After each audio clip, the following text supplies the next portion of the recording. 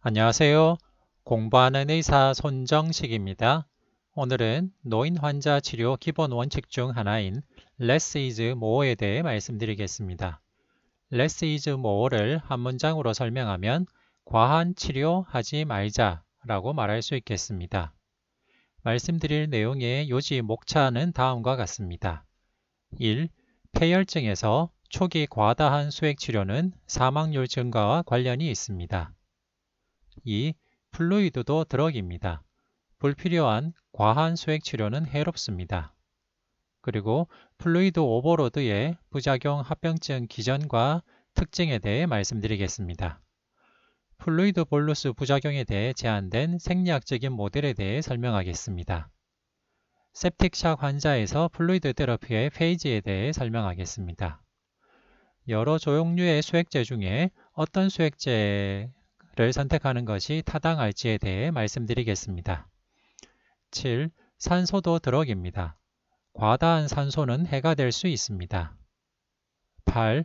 무증상 세균요를 치료하면 해롭습니다. 9. 도뇨관은 꼭 필요할 때만 넣어야 됩니다. 왜냐하면 도뇨관 유지가 여러가지 부작용 합병증을 유발할 수 있기 때문입니다. 10. 과한 수혈도 해롭습니다. 꼭 필요한 적절한 수혈만이 이득을 줄 수 있고 과한 수혈은 해로운 합병증을 유발하였습니다. 11. 경구 또는 튜브 피딩이 가능한 환자는 스트레스 얼서 프로필락시스가 필요가 없었습니다. 상부 위장관 출혈의 증거가 없으면 H2 블러커 정도로도 적당히 처리할 수가 있습니다. 그리고 MPO 상태의 환자에서 충분한 칼로리나 플루이드, 프로테인을 투여하면 좋을 것 같지만은 의외로 별다른 이득이 없었고 너무 조기에 TPN을 시행하는 것이 더 나쁜 예후와 관련이 있었다는 연구가 있습니다. septic샥에서 혈압 조절 목표는 mean arterial pressure 65 이상, SBP, DBP로 설명하면 대략 SBP 90 mHg, DBP 60 mHg 이상이 적절합니다. septic샥에서 노로에피네프린을 1차로 사용하는 것이 유리하다는 근거가 있습니다. septic샥에서 노로에피네프린을 조기에 사용하는 것이 예후 호전과 관련이 있다는 근거가 있습니다.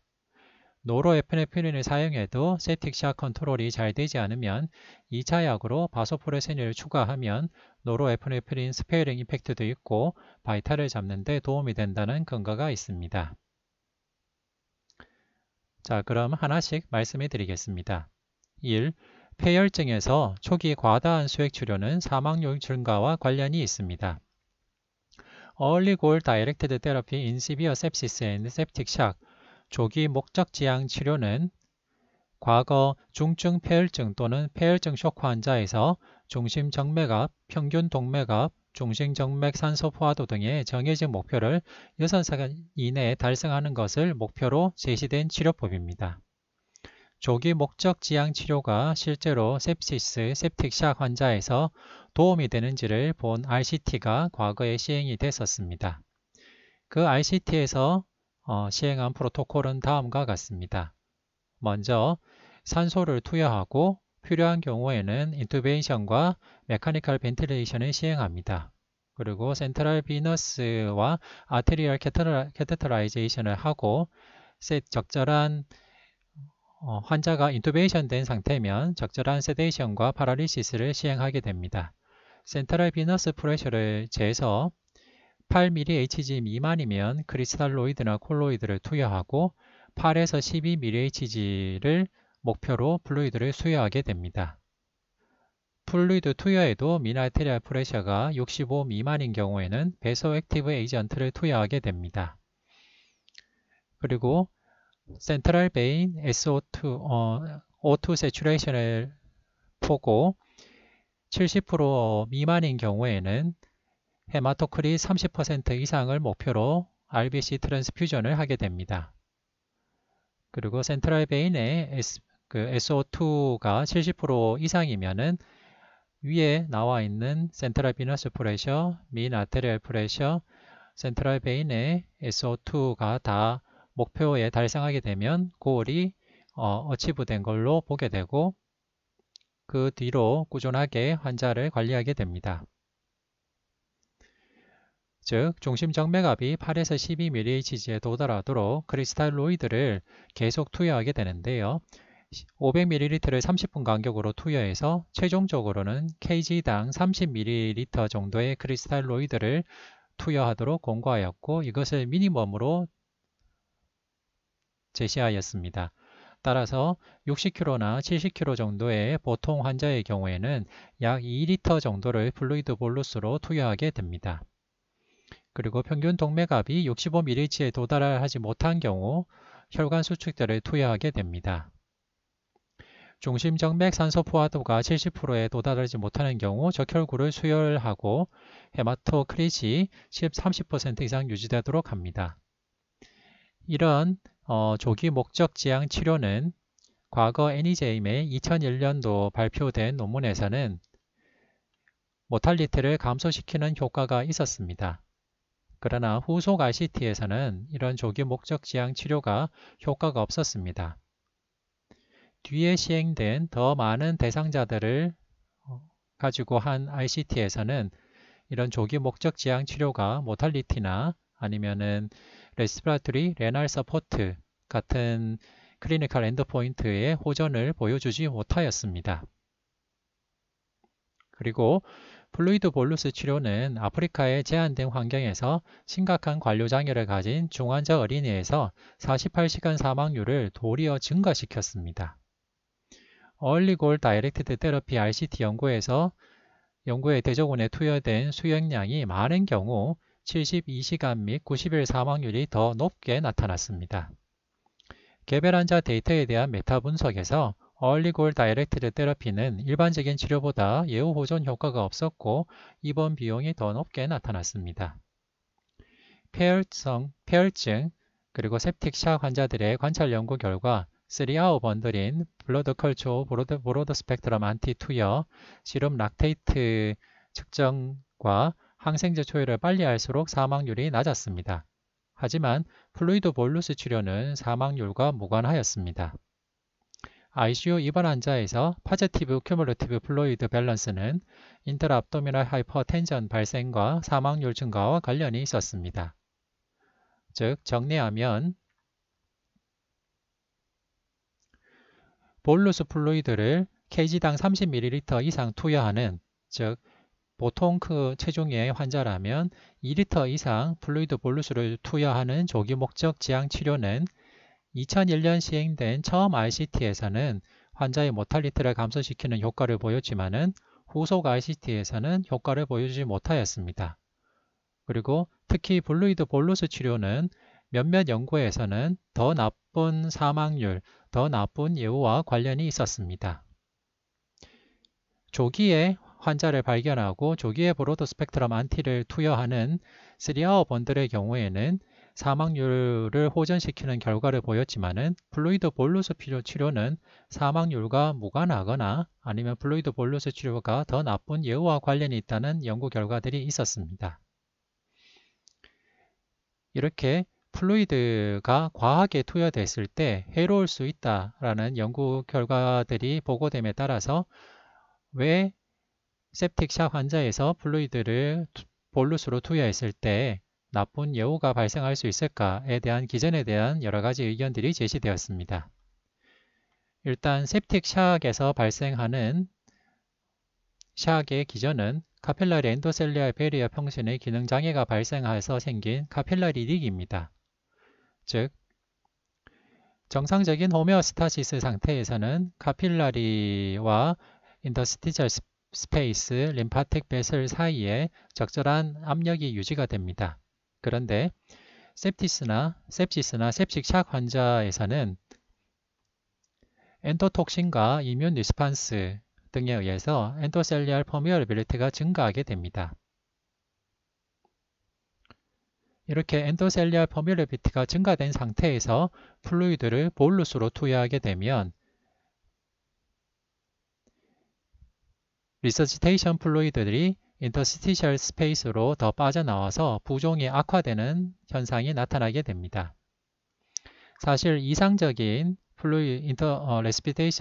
리서시테이션 플루이드라면 이런 염증을 호전시키고 엔도셀리알 퍼미어빌리티를 호전시키면서 이데마가 가능한 적게 생기면서 그러면서 카필라리 안에는 적절한 플루이드가 유지가 돼서 BP를 유지하는 것이 아이디얼 리서시에이션 플루이드인데 사실 현실적으로는 그러지 못합니다.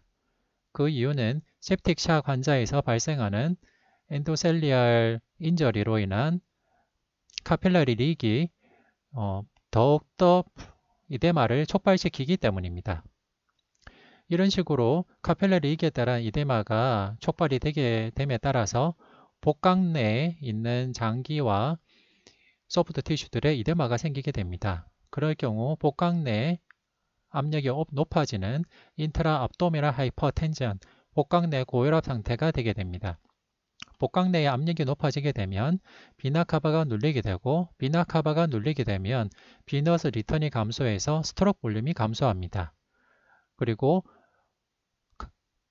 키드니의 인터스티시움에도 이데마가 발생하고 키드니 내의 압력이 올라가서 키드니 레날 블러드 플로우가 감소하게 되는 효과가 나타납니다. 즉 수액을 주면 줄수록 사실 수액을 주는 목적은 스트록 볼륨을 유지시키고 레날 블러드 플로우를 유지시키기 위한 목적입니다. 그런데 수액을 주는데 부종이 더 심해짐에 따라서 도리어 스트록 볼륨은 감소하고 레날 블러드 플로우가 감소하는 역설적인 상황이 생길 수 있습니다. 그리고 이런 현상은 복강내나 키드니뿐만 아니라 전신적으로 나타날 수가 있습니다. 세레브랄 에데마는 데릴리움이나 의식저하를 유발할 수가 있고 펄머너리 이데마는 호흡 부전을 유발할 수가 있고 마이오카디움에도 이데마가 생기고 헤파틱 컨제스천도 생길 수 있습니다. 그리고 키드니에 인터스티셜 에데마가 생겨서 레날 블러드 플로우가 감소하고 결과적으로는 키드니 인저리가 생길 수 있습니다. 겉에도 이데마가 생겨서 일레오스나 말 옵서럽션 상태가 생길 수가 있습니다.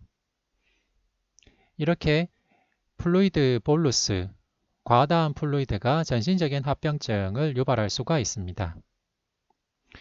플루이드 볼루스 부작용이 생기는 기전에 대해서 생리학적인 모델이 제시가 되어 있습니다.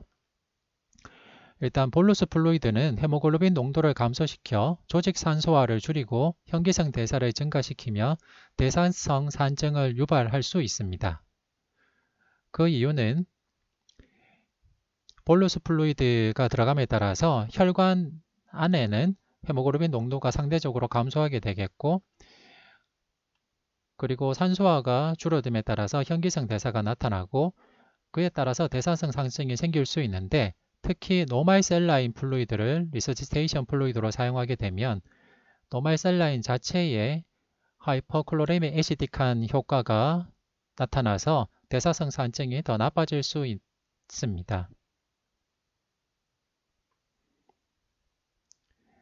즉 볼루스 플루이드의 원래 목적은 적절한 혈압 유지와 산소화 유지를 위해서 투여하지만은 도리어 그런 목적을 위해서 투여된 볼루스 플루이드가 역설적으로 헤모글로빈 농도를 감소시키고 산증을 유발시키고 다른 장기의 기능 부전을 일으킬 수 있는 역설적인 부작용을 일으킬 수 있다라는 개념을 꼭 가지실 필요가 있겠습니다.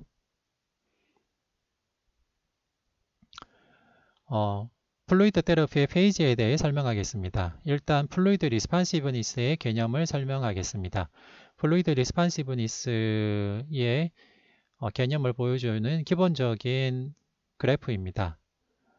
플랭크 스탈린 커브인데요. 플랭크 스탈린 커브의 X축은 프리로드입니다. 그리고 Y축은 스트록 볼륨인데요. 보시면은 프리로드가 감소한 디하이드레이션 또는 하이포볼레미아 상태에서는 플루이드를 투여하게 되면 투여한 만큼 또는 그 이상으로 스트록 볼륨이 증가하게 됩니다. 즉 하이포볼레믹 샥 같은 경우에는 플루이드를 투여하게 되면 스트록 볼륨이 증가해서 BP가 호전이 되는 긍정적인 효과를 기대할 수가 있습니다. 그런데 septic 샥처럼 디스트리뷰티브 샥인 경우에는 실제로 하이포볼레미아는 크지 않기 때문에 그런 상황에서 플루이드 볼루스를 줘도 스트로크 볼륨에 주는 긍정적인 효과는 미미하게 되고 이때 들어간 플루이드 볼루스가 인터스티셜 이더마를 일으켜서 도리어 우리 몸에 해로운 이펙트를 더 나타낼 수도 있습니다. 플루이드 테라피의 4페이지에 대해서 말씀드리겠습니다. 우리가 감염에 걸려서 sepsis, septic shock에 이르러서 혈압이 떨어지고 바이탈 오간의 블러드 플로우가 감소한 급성기에는 우선적으로 바이탈 오간의 블러드 플로우를 유지하기 위한 볼루스 플루이드가 필요합니다. 이때는 레스큐 페이지 때는 바이탈 오간으로 가는 블러드 플로우를 유지하기 위한 볼루스 플루이드를 일단은 주게 되고요. 하지만은 이때 고려해야 될 점은 플루이드가 과하게 되면 이데마를 일으켜서 합병증이나 부작용을 일으킬 수 있다는 개념을 갖는 게 중요하고 그에 따라서 필요량만큼 적절하게 주는 옵티마이제이션이 필요합니다. 그리고 조기에 환자를 잘 발견해서 브로드 스펙트럼 안티바이오틱스를 잘 사용해서 박테리얼 버든을 줄이고 서포티브 케어를 잘 하게 되면 서서히 환자의 염증이 호전이 되는 스테빌라이제이션 되는 시기로 가게 됩니다. 이때는 볼루스 플루이드보다는 몸에 필요한 만큼의 유지 플루이드를 적절하게 잘 투여하는 것이 좋습니다. 이렇게 스테빌라이제이션 페이지가 지나서 환자가 더 안정된 상태로 가게 되면 염증이나 감염은 거의 호전이 되고 이제 몸 안에 과하게 들어왔던 체수분이 이뇨가 되는 다이유레시스, 디에스칼레이션 페이지에 가게 됩니다. 이 페이지 때는 몸 안에 과하게 있던 플루이드가 소변으로 더 많이 배출되는 상태가 되게 되고 이때는 네거티브 플루이드 밸런스를 달성해야만 환자 상태가 더 호전이 됩니다. 이렇게 septic shock 환자에서 플루이드 테라피의 페이지가 있다는 개념을 가지고 그 페이지에 맞게 적절하게 수액을 투여할 필요가 있겠습니다. 이 네 가지 페이지를 간단하게 두 가지 페이지로 구분하게 되면 썰물기와 밀물기가 되겠습니다. sepsis 초기에 디스트리뷰티브 샥 양상이 나타나는 시기를 썰물기라고 합니다. 이때는 적당한 수액을 줘야만 오간 디스펑션 신드롬이 나타나지 않고 바이탈 오간에 가는 블러드 플로우를 유지할 수가 있습니다. 따라서 이때는 볼루스 플루이드가 필요하고 그에 따라서 파지티브 플루이드 밸런스가 될 수밖에 없습니다. 하지만 이때 너무 과한 수액이 투여가 되게 되면 이데마가 생기고 그에 따른 장기의 손상이나 합병증이 생길 수 있습니다. 가능한 조기에 환자를 발견해서 브로드 스펙트럼 안티를 사용하고 서포티브 케어를 잘 해서 환자를 안정화시키게 되고 염증이 호전되는 시기까지 가게 되면 밀물기에 접어들게 됩니다. 이때는 염증 상태가 호전이 되기 때문에 다이유레시스가 시작되게 되고 따라서 네거티브 플루이드 밸런스가 되게 됩니다. 일반적으로는 조기에 septic 환자를 잘 관리했을 때는 약 3일 후에 밀물기를 맞게 됩니다. 자, 그럼 수액제 선택에 대해 말씀드리겠습니다. 수액제는 크게 크리스탈로이드와 콜로이드로 나눌 수가 있습니다. 그런데 몇몇 임상시험에서 크리스탈로이드와 콜로이드가 예후에 별 차이가 없고 스타치 같은 콜로이드는 더 나쁜 예후와 관련이 있다는 연구 결과가 있어서 최근에는 거의 크리스탈로이드 중심으로 사용하고 있고 알부민이 많이 감소한 경우에만 알부민 주사를 투여하고 있습니다. 따라서 크리스탈로이드를 중심으로 말씀드리겠습니다. 수액제제는 우리가 흔히 보는 노말 셀라인과 밸런스드 크리스탈로이드로 분류되는 하트만 솔루션과 플라즈마 솔루션으로 나눌 수가 있습니다. 플라즈마 솔루션의 특징을 보면 pH가 7.4로 제일 피지올로직한 걸 알 수 있고 오스몰랄리티도 우리의 혈액과 거의 유사한 것을 알 수가 있습니다. 노말 셀라인 경우에는 클로라이드가 우리의 혈액보다 현저하게 높고 pH가 애시딕하다는 것을 알 수가 있습니다. 하트만 솔루션은 pH가 중성에 가깝고 하지만 칼슘이 들어있는 특징이 있고 바이카보네이트가 들어있는 특징이 있습니다.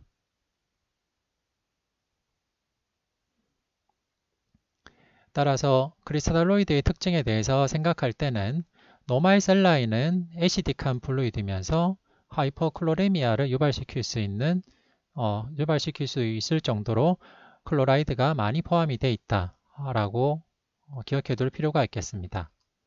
다만 기존의 몇몇 연구에서 트라우마틱 브레인 인저리 환자의 경우에는 노말 셀라인을 줬을 때 더 좋은 예후가 보고가 됐기 때문에 트라우마틱 브레인 인저리나 하이포나트리미아 환자의 경우에는 노말 셀라인이 여전히 유용하게 쓰입니다.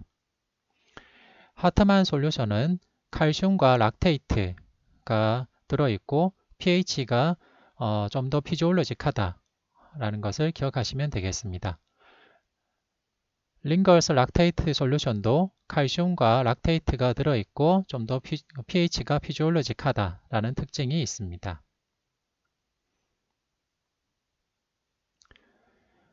그리고 수액제를 투여할 때 가져야 되는 기본 개념 중에 하나가 수액제를 투여하면 인트라셀룰라로 주로 가는지 인터스티슘으로 가는지 플라즈마로 가는지에 대한 개념입니다.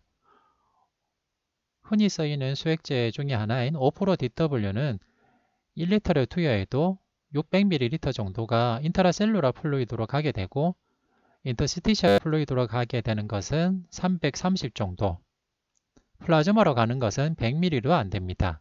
따라서 5%DW 플루이드는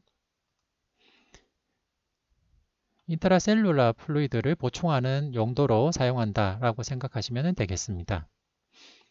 그리고 노말 셀라인이나 플라즈마 솔루션이나 락테이스 링거스 솔루션을 1리터 투여하게 되면 인터스티셜 플루이드로 820ml 정도 가게 되고 플라즈마로는 200ml가 안 되는 180ml 정도가 가게 됩니다. 다만 콜로이드는 1리터를 투여하면 대부분이 플라즈마에 남게 됩니다. 따라서 이전의 개념은 크리스탈로이드보다는 콜로이드를 투여하는 것이 플라즈마의 볼륨을 줄이는데 더 효과적이겠다라는 개념이 있었습니다.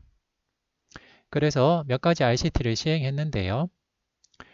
콜로이드 중에 하나인 알부민 사용과 크리스탈로이드 중에 하나인 식염수 사용을 비교한 연구에서 식염수 사용과 알부민 사용이 사망률 감소에 차이가 없었다라는 연구가 있었습니다.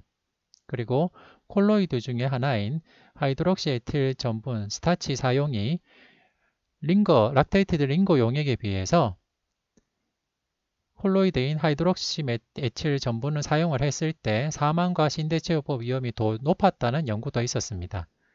따라서 이 연구 뒤에는 콜로이드 제제는 별로 쓰이지 않게 되었습니다.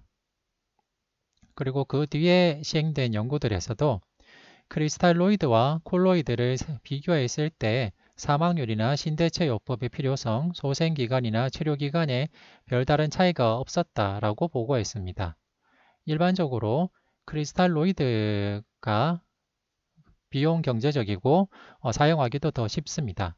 따라서 이런 연구 결과를 근거로 샤 컨트롤에는 일반적으로 크리스탈로이드 결정제격을 더 많이 사용하고 있습니다.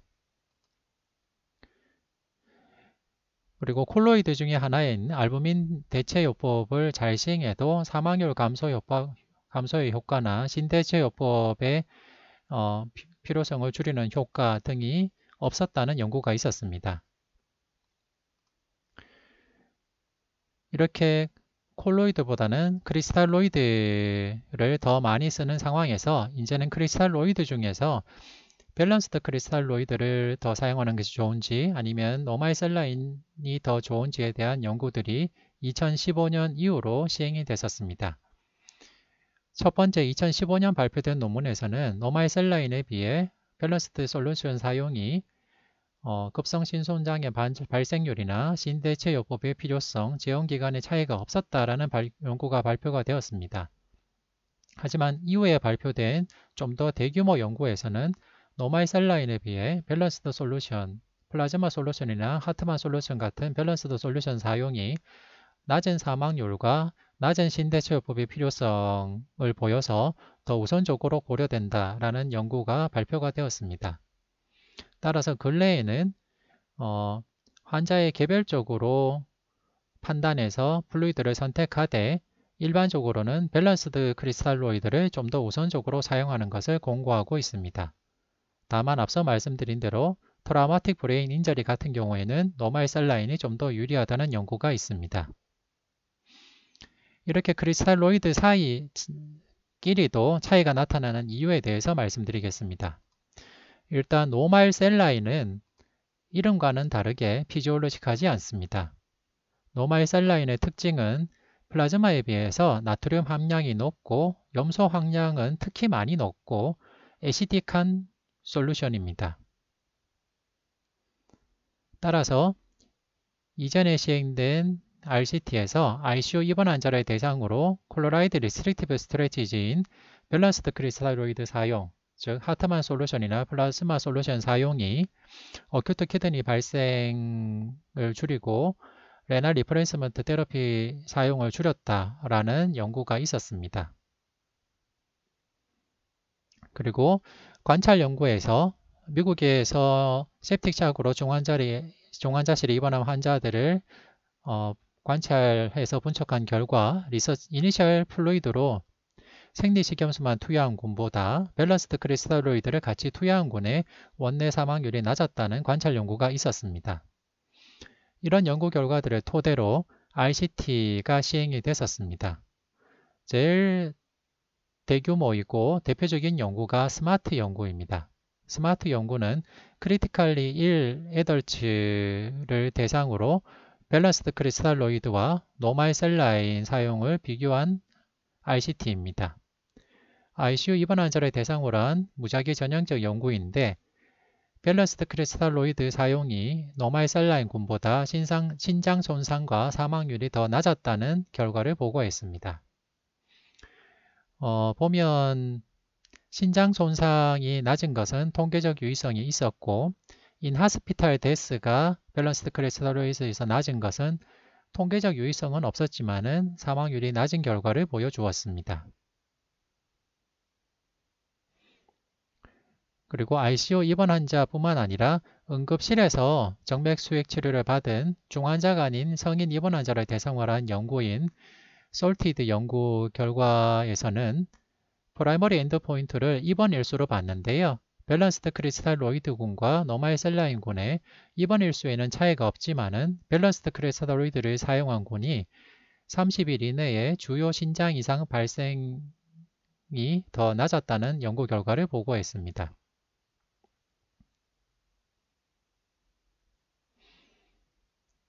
그리고 당뇨병성 케톤 산증이 있는 성인에서 밸런스드 크리스탈로이드 사용과 노말 셀라인의 임상 효과를 분석한 연구 결과가 있습니다.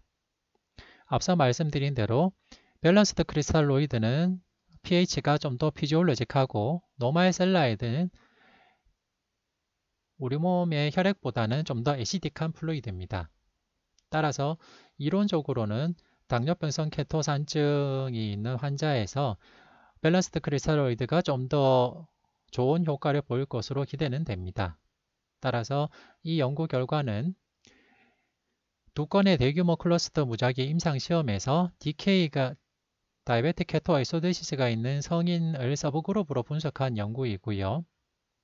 이 하이그룹 분석에서 다이베틱 케토아이소데시스 해결까지의 시간을 비교했는데 밸런스드 크리스탈로이드 사용군에서는 13시간 안에 해소가 되었고 노말 셀라인군에서는 약 17시간 정도 걸렸습니다.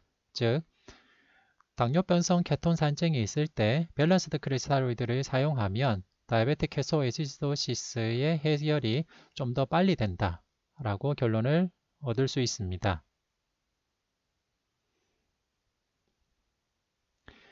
따라서 노말 셀라인은 레날 디스펑션이나 하이퍼콜로레믹 메타볼릭 애시도시스 그리고 사망 위험 증가와 관련이 있습니다.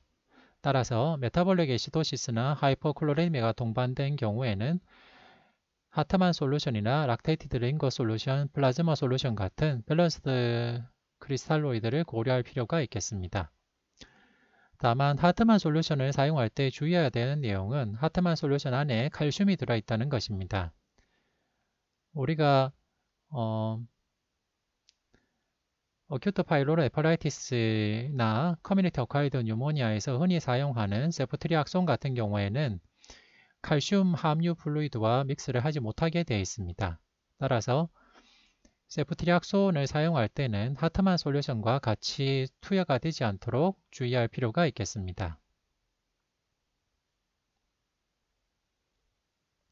노말 셀라인과 밸런스드 크리스탈로이드의 임상적인 효과 차이를 본 대규모 연구가 올해 발표된 것이 있습니다. 베이직스 랜더마이즈드 클리니컬 트라이얼인데요. 중환자실에 있는 1,520명의 환자를 대상으로 한 무작위 임상 연구입니다. 그런데 주의할 점은 전체 환자의 약 50% 정도가 계획된 수술로 인한 입원이었다는 것입니다. 즉, 우리가 중환자실 환자를 생각할 때 한쪽 군은 입원 후 포스트오피 케어를 위해서 중환자실에 입원한 군이 있겠고, 또 나머지 한쪽 군은 외상이나 내과적 질환이 있어서 중환자실에 입원한 경우를 생각할 수가 있는데, 베이직스 랜드마이즈 클리니컬 트라이얼 군의 반 정도는 수술로 인해서 포스트오피 케어를 위해서 일시적으로 ICU에 들어온 환자들이었다라는 것을 유념할 필요가 있습니다. 이런 환자군을 대상으로 정맥내 수액 치료로 밸런스드 크리스탈로이드와 노말 셀라인군을 비교했습니다. 프라이머리 엔드포인트였던 90일 사망률은 밸런스드 크리스탈로이드군에서 26.4%, 노말 셀라인군에서 27.2%로 통계적으로 유의한 차이는 없었습니다.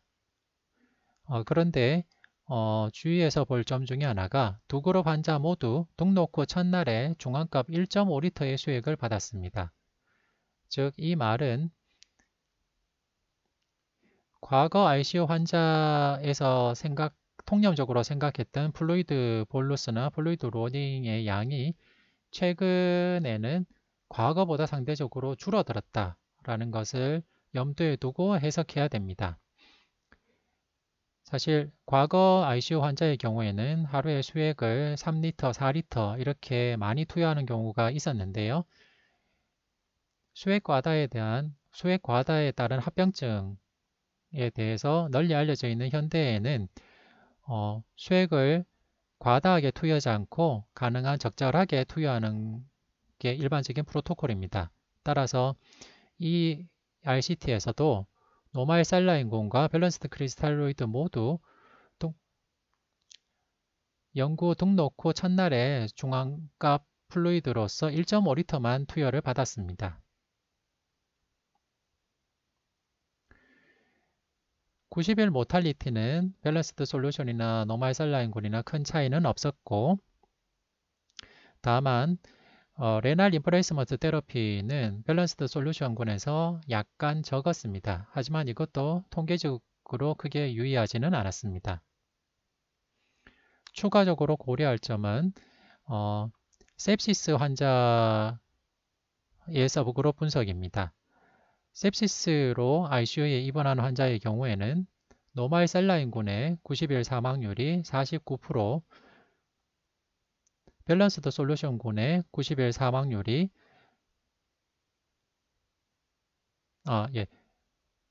46.7%였습니다. 따라서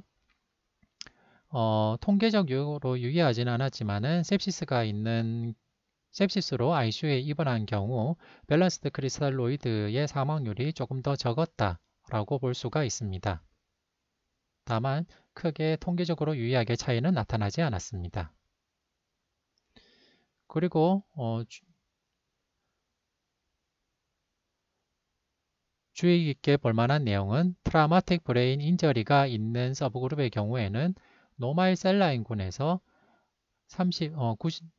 90일 모탈리티가 21.1%였고 밸런스드 크리스탈로이드 군이 31.3%였다는 것입니다. 즉, 트라우마틱 브레인 인저리가 있는 경우에는 노말 셀라인 사용군이 모탈리티가 통계적으로 유의하게 더 적었습니다. 그리고 기존의 다른 연구에서도 트라우마틱 브레인 인저리가 있는 경우에는 노말 셀라인이 더 유리하다는 결과들이 있었습니다. 따라서 일반적으로는 이 베이직스 트라이얼을 해석하게 되면 전체적으로는 노멀 셀라인 리서지테이션이나 밸런스드 크리스탈로이드 리서지테이션이 통계적으로 유의한 큰 차이는 없지만은 트라우마틱 브레인 인저리의 경우에는 노멀 셀라인이 통계적으로 유의하게 더 좋고 sepsis로 인한 ICU 입원인 경우에는 밸런스드 솔루션, 밸런스드 크리스탈로이드군이 통계적으로 유의하진 않지만은 조금 더 좋을 가능성이 있다 정도로 정리할 수가 있겠습니다.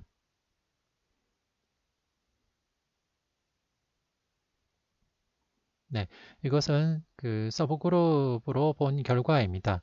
앞서 말씀드린 대로 sepsis가 있는 경우에는 밸런스드 크리스탈로이드군의 모탈리티가 통계적으로 유의하지 않지만 조금 더 적었고 트라우마틱 브레인 인저리가 있는 경우에는 노멀 셀라인군의 사망률이 좀 통계적으로 유의하게 더 적었습니다.